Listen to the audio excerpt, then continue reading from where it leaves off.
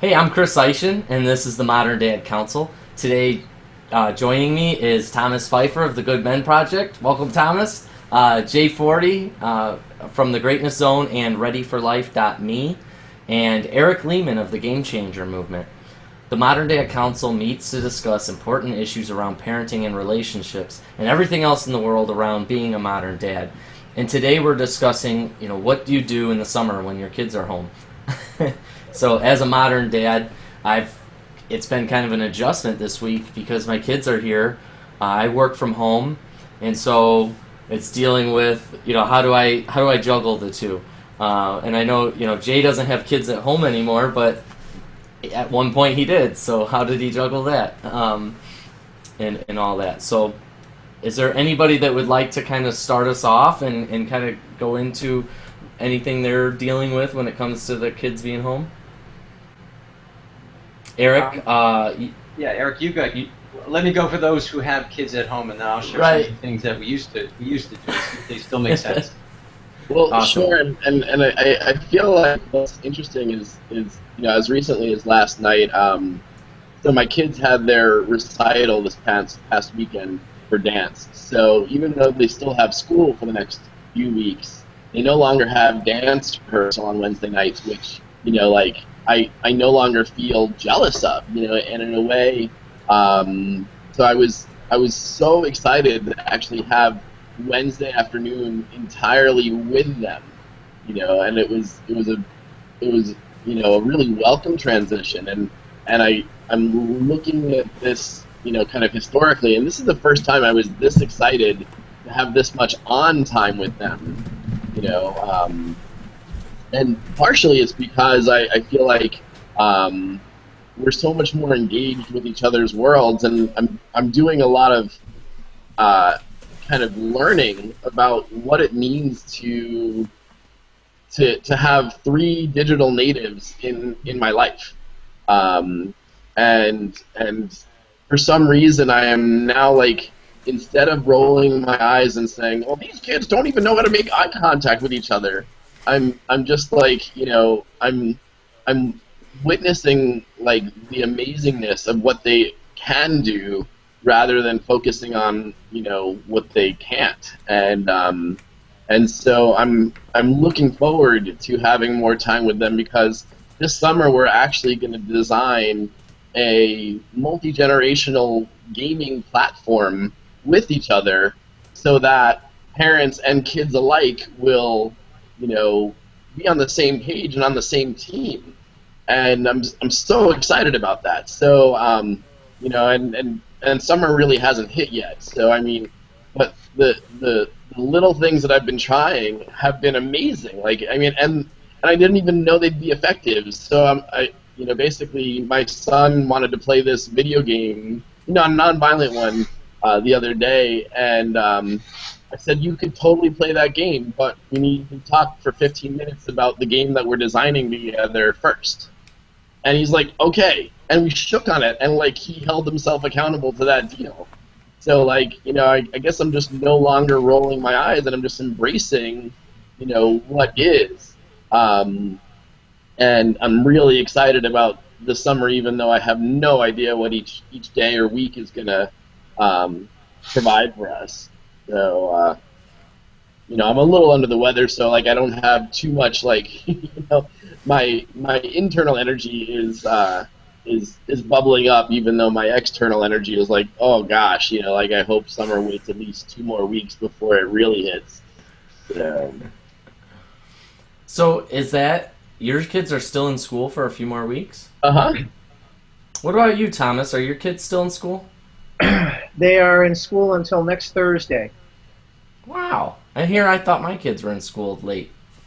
and that's it. And the the idea of being in the moment and embracing that moment and rolling with it is so important and so hard to do, particularly when your kids are acting out, or they're restless, or they're hungry, or whatever it is. But realizing that the way that the tone that we set in those moments and in those interactions is the tone that they pick up on. And so when they start to get antsy for whatever reason, if we get antsy with them, we're just making the whole thing more antsy. And if we can try to step back and calm it down and really understand where they are. I mean, my older son has been going crazy for the last 3 weeks with school, about to be over, because he just can't wait for it to be over. He's already checked out. And so kind of dealing with that, and then looking at real quality time together, once your kids are out, and not looking at that as, oh my God, what do I do with that? I mean, again, that's the mind shift, because you can focus on your work, you can do all these things. Oh my God, now my kids are going to be home. What am I going to do? How am I going to keep them entertained all day? Or you can say, this is an opportunity to carve out, whatever even is allowable in your schedule, to carve out some time that you can actually spend with them where they're home, because they grow up really fast and then they're gone. Mm. Yep.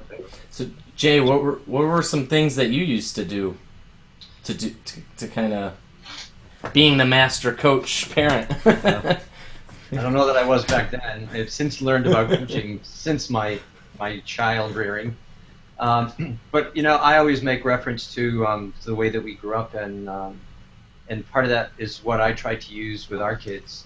That what kids need is a little bit of structure, I still think, even in today's looser world. And part of the structure was the word accountable. I remember my dad said, and I remember saying to my kids, my job isn't to fill your time. This is your life. What are some of the things, then good coaching question, what are some of the things that would make this summer amazing for you? What are the things you need to work on to be better? What are the things you want to do to have fun? What are the things you want to investigate to know yourself? And just, a series of a couple of questions. And you guys always roll your eyes, but we did the family meeting thing. It was just the place, where something got discussed and everybody heard the same thing. And so the expectations were, this is the way I grew up, the first day of summer, my dad would say to us, how do you want to use your summer? That was his question to us. And, we lived near the beach, and it was go swimming. He's like, cool, that's part of it. What else you got going? And it was the reminder that, as the message that we're trying to create in our kids is that they're a whole person. And this time that they have during the summer should be part of their whole person development. You don't need to say it that way, because then they'll freak out and say, forget that. But what book do you want to read? What story do you want to write? What hobby do you want to develop? What fun do you want to have? Just shifts people out of no mind into intentional mind. And I think getting them into a conversation about what's crossing their mind right now will help all of us when the kids start, what they do, the first rainy day, they're like, I'm so bored, and you've been home from school for 17 hours, and already, you barely have scratched the first 2 days of the summer and you're bored. How are you bored in this world that never stops? And so, but I understand that some of this world is really boring for you. So on a daily basis, what are some of the things you want to do?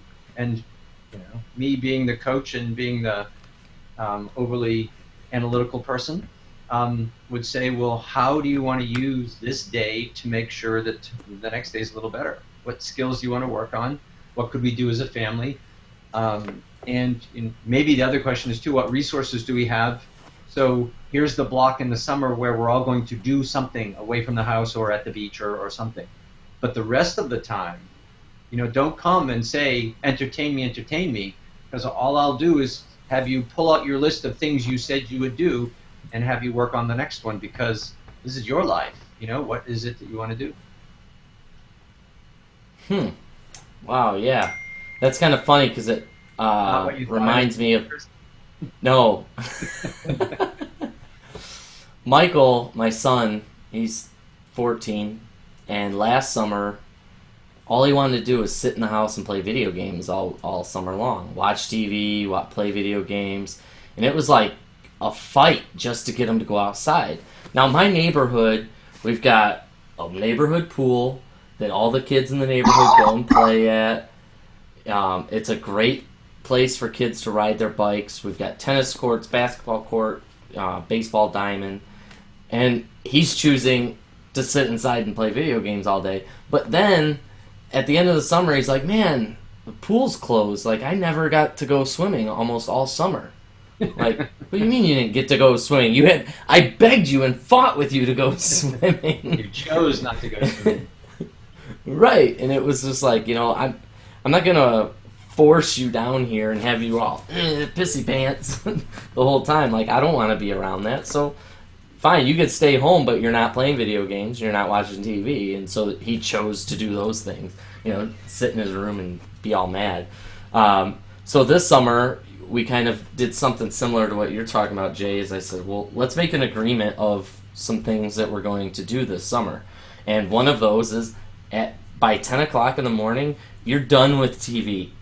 The TVs all are shut off. I want you outside. I want you doing something. Or if you're inside, you're reading, you're doing chores. There's something going on. You're not just sitting there in front of the TV or the video game, controller in your hand. And so we'll see how that goes this summer. But so far today, being their first day here with off of school and everything else, they went down to the pool. They're just getting back now. He's got a dentist appointment, so we'll see how it goes. It's been kind of I'm a little nervous. The big thing that this makes me think is we make such a big deal of the kids being home for summer. It's just another day in their life, and it's another opportunity to have a good conversation with them. We make it into this monumental thing because our schedules will be all thrown off. Well, they don't have to be. What do you want? A good coaching question. What do you want to do so that this house can still function? And I get that you're home now, but the only thing that's different is you wake up and you stay home instead of you wake up and you go to school. So what could that look like? And how do each of us just improve our communication about what it needs to be, so what needs to happen in the house? I remember with 5 siblings, there was a whole lot more laundry, a whole lot more gardening, a whole lot more everything because everybody was home. That meant there was a whole lot more chores to do in order to keep all that happening. And my mother was very good saying, look at this hamper. It doesn't empty itself. Right. And it doesn't fold its own clothes. So you need to help with this. If you're outside, then, this was back in the sexist days, so my sisters got the inside stuff and the 4 boys in the family got the outside stuff. But, okay, guys outside, go weed, go mow, go whatever. Girls inside, go do the laundry, go wash the dishes, go do the whatever. And though it sounded like a sweatshop the way I just explained it, but when there's a whole lot of people living there, there's a whole lot of things that need to happen that were not happening before because there was far less mess and far less laundry when kids were gone all day. So, I think we get ourselves psyched into making this a problem when that needs a big solution, and all it needs is, like any event in life, let's just stop and talk about what it is, and let's try some things, and if they work, let's keep doing them. If they don't, let's bring it back and talk some more. Well, and one of the things that I'm also hearing and living into is just like we are in the post-industrial age, now, and like, what does that really mean? I've been watching YouTubes that say eventually there are going to be robots that do our laundry, and so there are many futurists who say that their 3-year-old kids are never going to get a driver's license because there's going to be self-driving cars by then, and they're actually going to be safer than trusting humans with it. And we're going to start embracing drones and all these other things, so I guess I'm just, kind of geeking out on that, that technology and saying, okay, well, with that reality, how do I want to help position my kids for being leaders in that world, and I feel like, that's the kind of conversation I want to have with them as we go into the summer, because it's so clear that that the current education system is still gearing up for a continued industrial era that has long since passed. So I think the summer is actually the opportunity to kind of exponentially grow, and I feel like, Chris, when you were talking about, like, the pissy face, or pissy pants, or whatever that expression was, which I've seen in my household as well. And on the other side of pissy pants has been great experiences on the whole. So I feel as though my job as a dad is to, wear the pants, whatever that means, and to put up with the pissy pants until we get to the other side of that new experience. And then, say, okay, that was pretty awesome, wasn't it? How about next time we do that without the pissy pants? Just, and, Just saying. Right, yeah, I mean, because, and I mean, it's been proving itself time and time again that, the change habits that our kids have taken on, they probably inherited from someone, namely us. Yeah. So, and maybe we get to look first at ourselves in the mirror and say, well, how did I embrace change, and how did I embrace being told what to do whenever that was put upon me, and how better can I go into this summer, for my own attitudinal correction. So, like, if I'm looking at this summer as a chore, then it's going to be a chore. But if I'm looking at this summer as an opportunity to deepen my connection with my kids and to help them get better to lead into this non-industrial future, this exponential digital future that if we don't embrace, we're going to be swallowed up by, I'm pumped. I'm literally excited to go into the unknown, both in the, meditating space, and also into the, embracing technology space. So I feel like there's an opportunity to say, okay, I'm with you. I want to learn from you guys. They just showed me some really awesome games and really awesome YouTubes that I wouldn't have seen if they didn't gather them from their community. And so I feel like it's a real opportunity to say, oh, cool, I get to learn from you guys, and now that the summer's upon us, I mean, yes, they're going to have dance camp starting in a few weeks, but, it's a real interaction. It's a real give and take. It's a highly reciprocal relationship, and it doesn't look like it used to look when our parents were supposed to give us a list of things to do or sign us up for a camp or whatever. It's a lot less, passive. Right. And, so it's time to just say, okay, here's your summer. What do you want of it? And I'm still going to be on my mission, and how do we find a way to get you where you want to go while I'm still on my mission? So I'm looking forward to it, even though I have no idea what's about to show up. I think one way to look at the internet and all the great stuff it has to offer and all the experiences and all the learning it has to offer, it is a version of the new playground. I mean, it's the virtual playground. Obviously, it's different. It has to be supervised in different ways, and there's a lot of stuff on it that doesn't belong in the playground.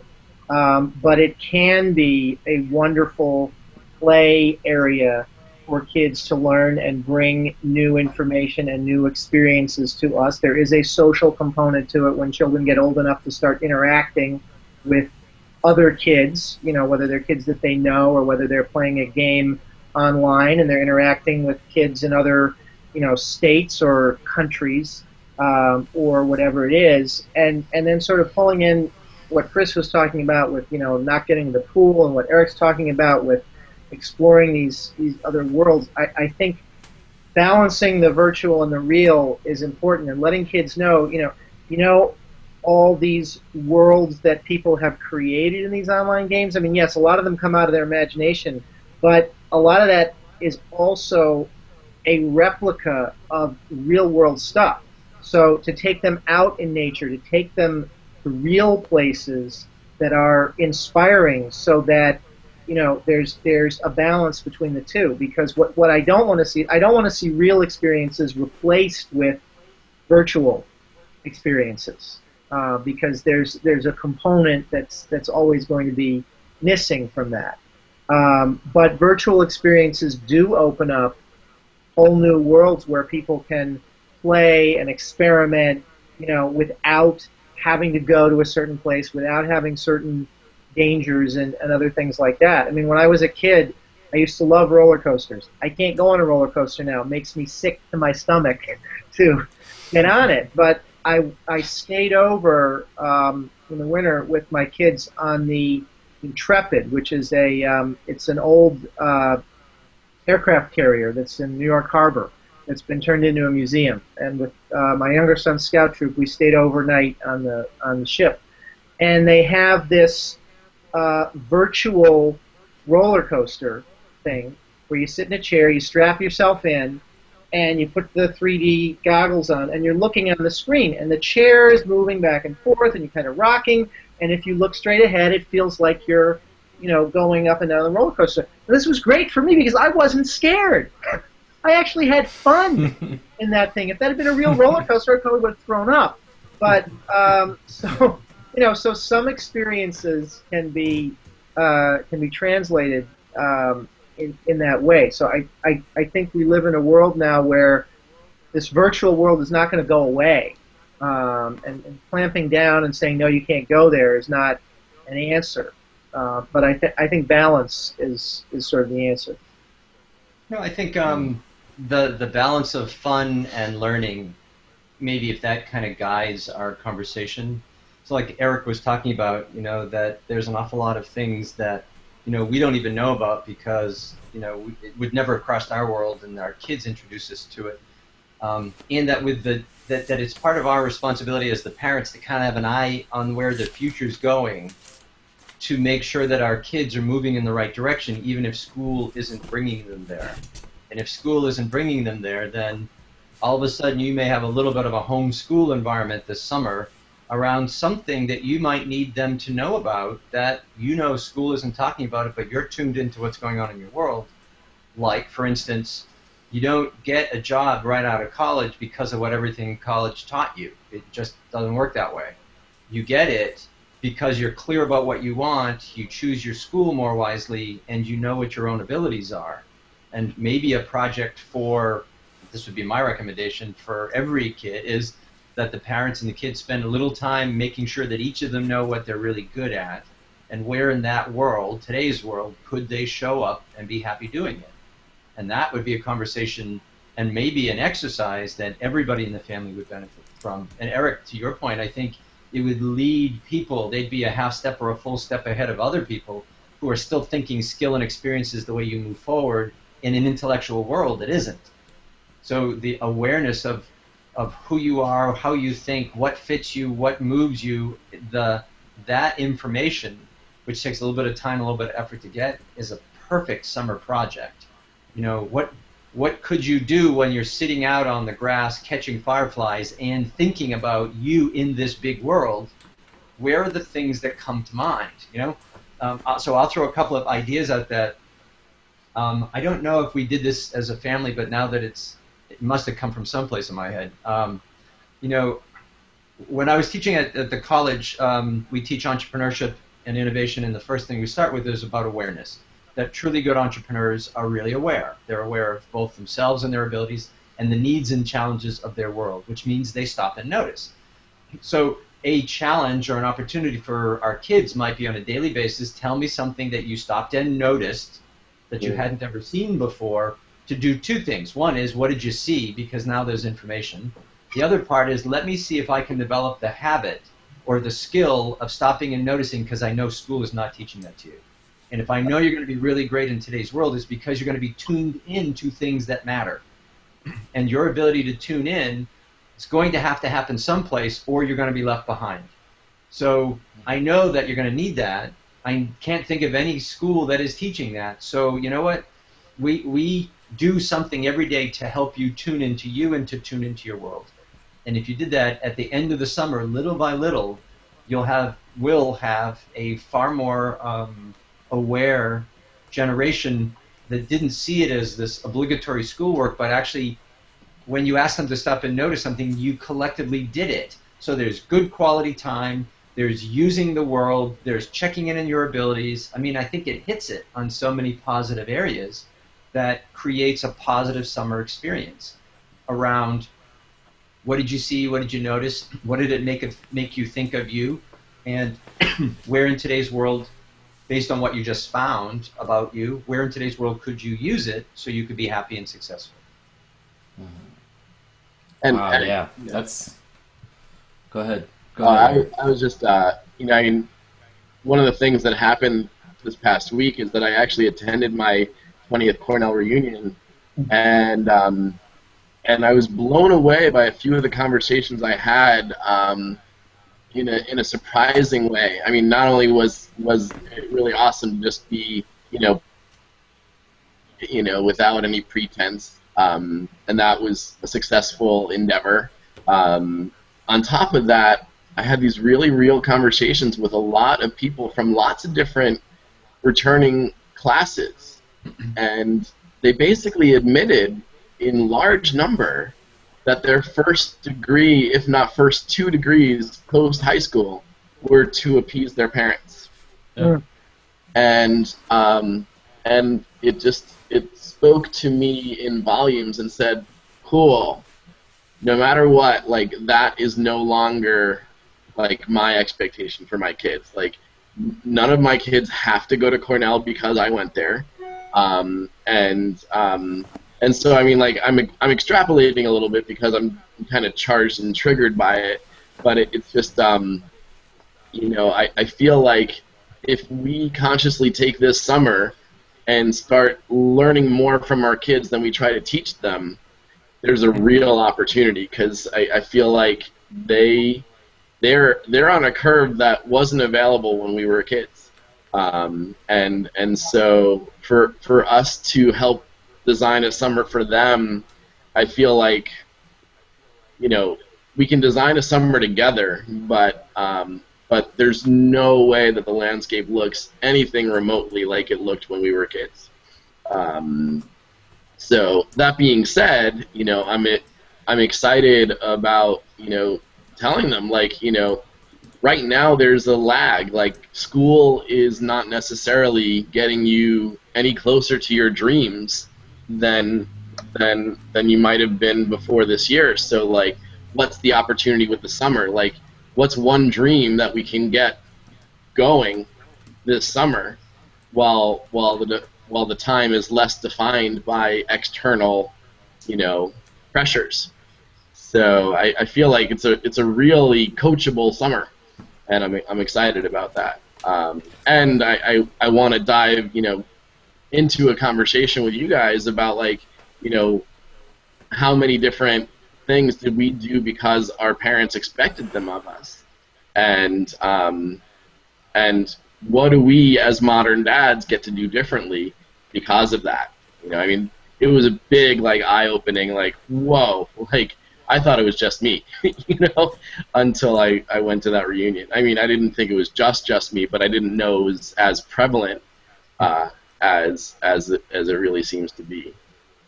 No, I think we're all, as modern dads, looking to prepare our kids for, you know, the 21st century or the future, or whatever you want to call it, and we want to give them the values and the principles and the things that have served us well, but we also want to expose them to stuff and give them the freedom to learn and explore in areas that didn't even exist when we were kids. You know, I mean, my older son makes fun of me because we didn't really have video games when I was a kid. I mean, we had Pac-Man, or, you know, in an arcade where you could go and put your money into the machines, and my mother didn't want me going to the arcade because she thought that, like, she thought the bad element would be at the arcade, the kids playing video games after school instead of doing their homework or whatever it was. So I grew up thinking, oh, you know, bad Pac-Man, bad Atari, whatever. Don't do that. Which was fine because I didn't really want to do it anyway. But now, I mean, you know, for a kid to be banned completely from that world, I think would be unhealthy for the child, because it's becoming an important part of socialization. To at least have awareness. I mean, you can choose, and you can say these are games that are healthy and good for you to play, and these are games that are not healthy and not good for you to play, and then there's a balance of screen time. But to say to a kid, I mean, I know there are sects of our culture that say no to any of that, and then that's their choice, and they have the freedom to do that. But I think for, if you want to call them mainstream kids, as part of their education, they really need to know that this world exists.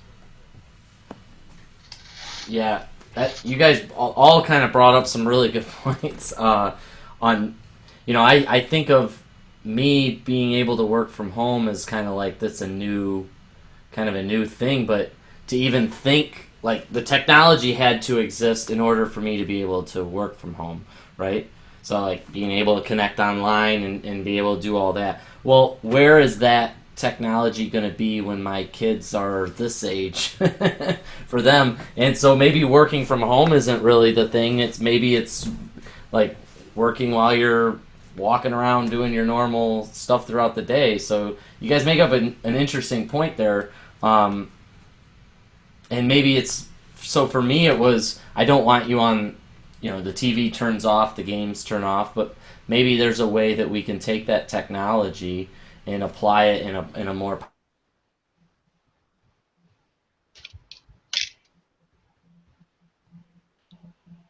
Anybody else see Chris froze? Yeah, he's frozen. Yep. So Chris is contemplative at the moment. Okay. so I guess we can pick up. I'm with Chris's stream, and thread. I think it's just time to really co-design things. Are you back, Chris? Yeah, I didn't know I was gone. I was chatting away. Probably your most important point. Yeah. Yeah, I can't believe you guys missed that. That was powerful stuff I just shared.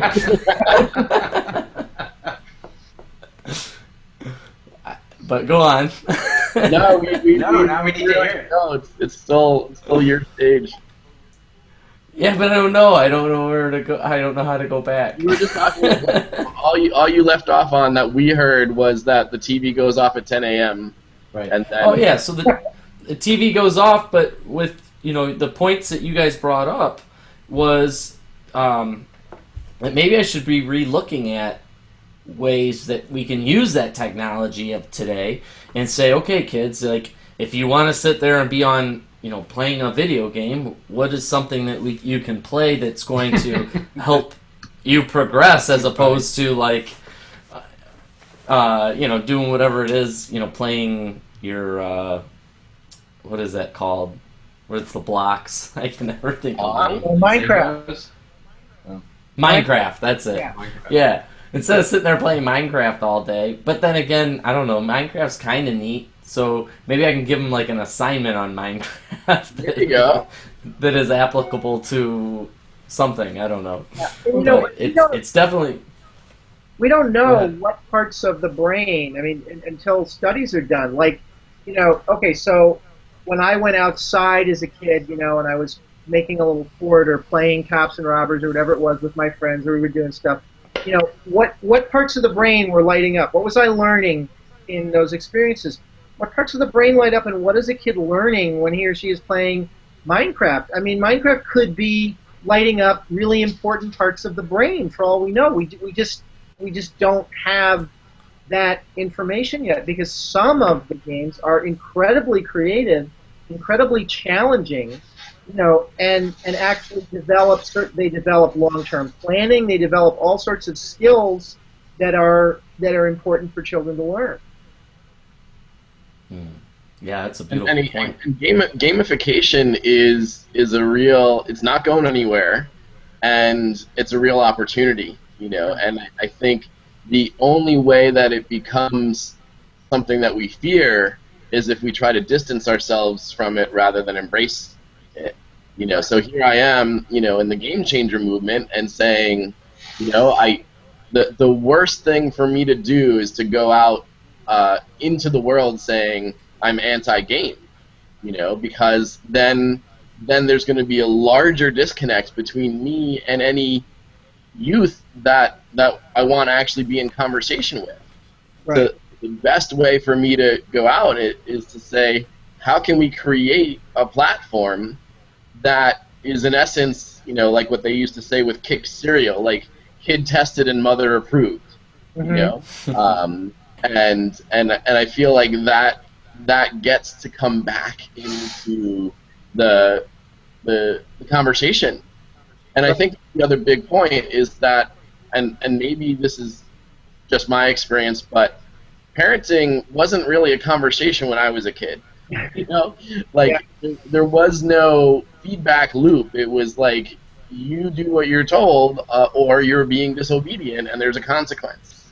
That kind of paradigm no longer fits, and it no longer fits the household, and it definitely doesn't fit the world that they're growing up into. So, any of us that are deluded enough to think that that obedience is what we want to, I think obedience gets kids ready for an industrial world, an industrial job that no longer exists.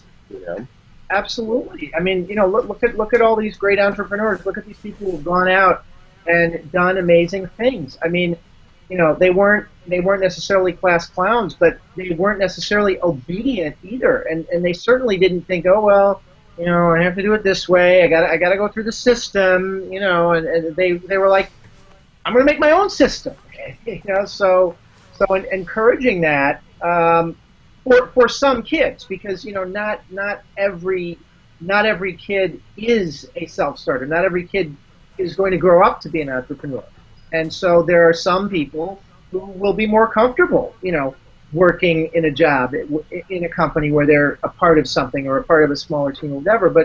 But Jay talks about there are all these doors, and which doors are open for your kids, and some doors need to close, and they need to make choices. But at least letting them know initially that all these doors are possibilities for them. Maybe the guidance that we give as parents, just so that they're not totally out of control, is just in the power of the question. There's a difference between obedience, I guess, and creative and intelligent thinking. Right. So the obedience is, there's stuff that needs to get done around here. I really need you to do it. But how do we talk about, your way of doing any of this? That there isn't like Thomas was talking about. There isn't a one way to do this. It's, hey, this needs to get done. Let's talk about what do you think the best way of handling this since it's yours. Or, I could identify that no more than 2 hours will be spent on the computers in the course of a day. But what if I throw it back to you and say, how would you like to use that 2-hour period so that you're both having fun and showing me something? So maybe there's some that every day or once a week you have to show me some tool that gets me to spend more time on the computer that I would normally not. So I think we're all. I think it's all there. I think what it requires is us owning the ability to create some structure for them, so that they can play in the structured environment. We just want to align or create a couple of guardrails so that they don't run amok. But in that space in the middle, there's a lot of doors for them to go and open and try. And that's, to me, is like part of the reason why I want you to be outside is until you go outside, you don't know how amazing nature is, because some of the things you're seeing online aren't really nature. Yes. When you go out, I want you to discover that I can't live without living near the woods or in the woods. I just want you to know it, so that when it's time for you to make some decisions about who you are, you've done it. Rather than be surprised when you turn 80 for the first time walking outside, finally you didn't get, internet connection that day, and you finally had to use your walker and go outside, and then you're like, oh man, I wish I had seen this before. I would have lived most of my life outside. And yeah, you say, man, the graphics on this sky are amazing. It is the green sky. This isn't as good as the screen that I've got. I really like my screen better. I'm going back in. And but then it creates the entire environment of outside where it's got birds chirping and the feel of humidity and the smell of the flowers. It's all coming out of your screen by then, because some kid sat inside and decided he didn't want to go outside. But the only thing I mean is that what if we help the kids with the discussion about that? Maybe we help them with, here are some buckets I just want you to consider this summer, just containers. Mm-hmm. And you fill the container any way you want, but I really want you to, because maybe you don't know that you should spend part of your time outside, part of your time with your siblings, part of your time with your grandparents, part of your time writing, part of whatever those buckets might be, and maybe each kid has a different set of buckets. But in the bucket, all I want you to do is go play in the bucket. What comes up for you when you're in that bucket that may give you a little more information about how you might move forward in a better way next year, next school year, next week. But sometimes, our kids are so determined to do what they want to do, and ideally, if we're truly meant to be the leaders of our family the way a leader is or a CEO is of a company, our job is to stand at the edge and look forward. What is it that we see so we can create some direction for those who don't know yet? And I get the older they get, they'll have more input on where that direction is. But in the absence of that, how do we help them find direction? Like being the one to create some direction. And the direction might be nothing more than, here are the 5 buckets for you, the 3 buckets for you, and the 4 buckets for you. Now, fill them any way you want, but I need on a daily basis or every week, I want you to touch all these buckets. And right now you may not get it, but at the end of the summer you'll thank me. Or maybe. Or you'll invent something that will prove that I'm a terrible parent. But one of the ways, it's a way, I think anyway, of trying not to be too dogmatic in the process. But owning the fact that as parents we still have some responsibility for creating some clear roads for our kids. I love that, Jay, that idea of creating the buckets and then kind of saying, okay, I want you to take a taste of each thing, and then from there you can kind of choose on how you want to build the rest of your summer. And I vote for the bucket of ice cream. yeah, that's definitely my kids. Well, I mean, it's really funny because I feel like this is where we can also celebrate our diversity, and maybe it's a generational thing, I don't know, but like, I'm not so sure I want to give my kids guardrails in a way, I mean, and I don't want to say that from an irresponsible place, but I want to say, like, all that I'm learning about, like, this word disruption, right? Like, it's now cool to be disruptive in business. And I'm learning of there's this new, like, song technology. There's this new app that plays music that gets you in the zone, like, 40% deeper than anything out there before. So it's this amazing technology, and they basically said, who is worried about this technology disrupting their business? It's Red Bull and Monster and all these other 5-hour energy drinks, because you know what I mean. So like, in a way, like, I don't know if I want to give my kids guardrails, because like all these places, I mean, these big companies are creating these things called skunk works within their organizations to try to disrupt themselves and to go into some other uncharted territory. So, I mean, just kind of from a personal anecdote, my son came in, I've been hanging out at a friend's house for a few days, and he came in with bruises on his knees a few days ago, and I was like, awesome, like, how'd you get those? Because like, he didn't get them digitally,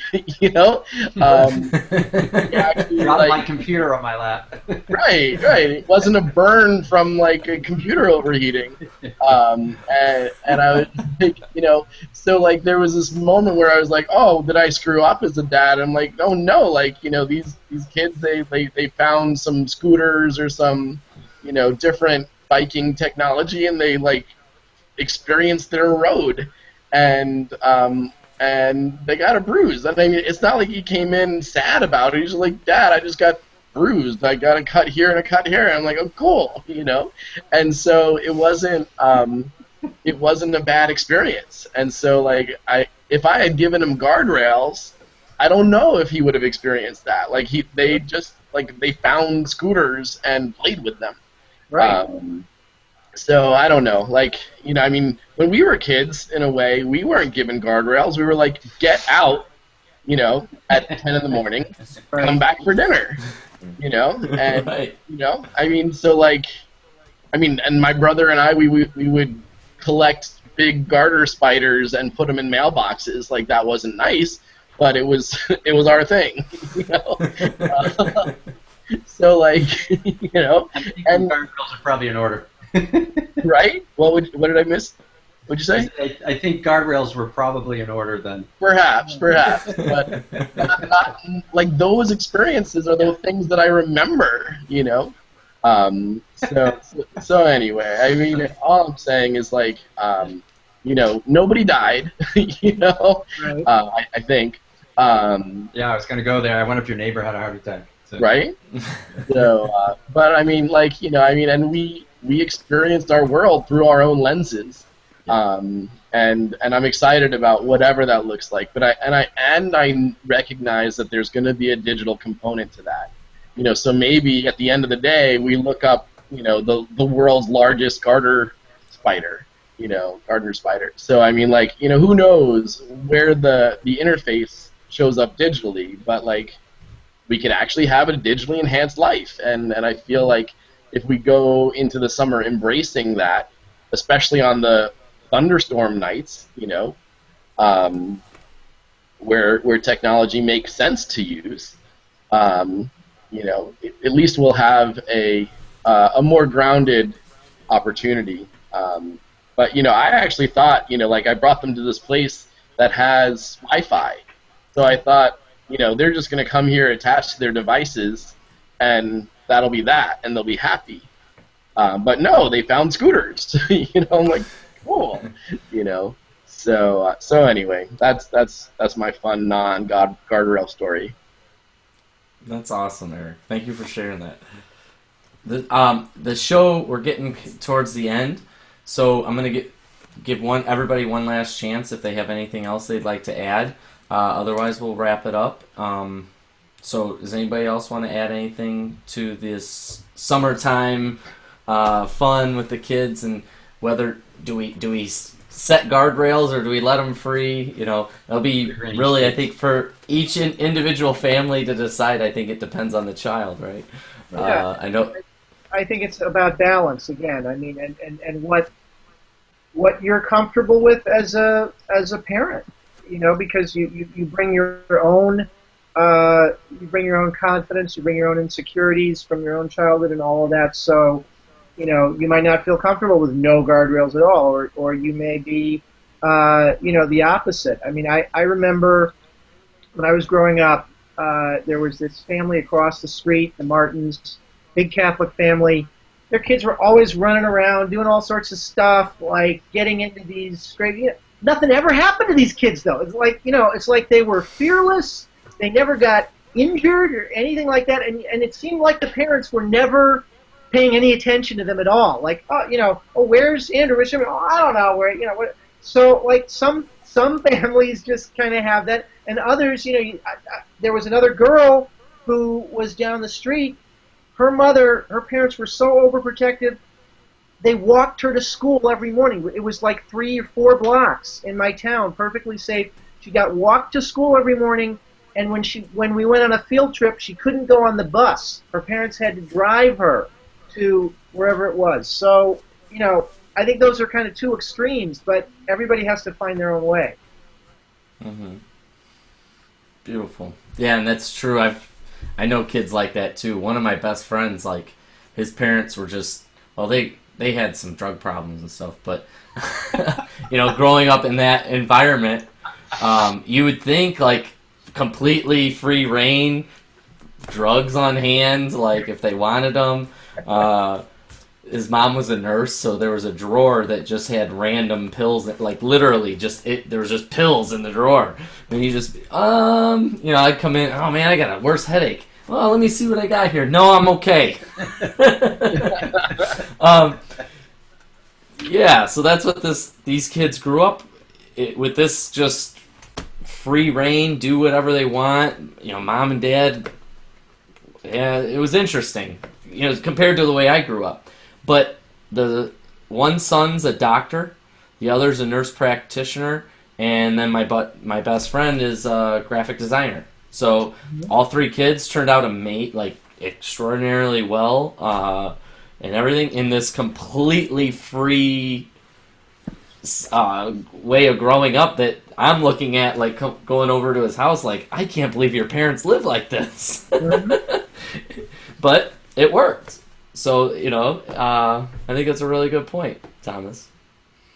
So with that, if anybody else got a comment, because if not, we're going to wrap up. Thank you for joining the Modern Dad Council. Today we've had with us Thomas Pfeiffer. Thank you. Jay Forty, thank you. And Eric Lehman. Thank you guys so much. And we'll talk to you next week.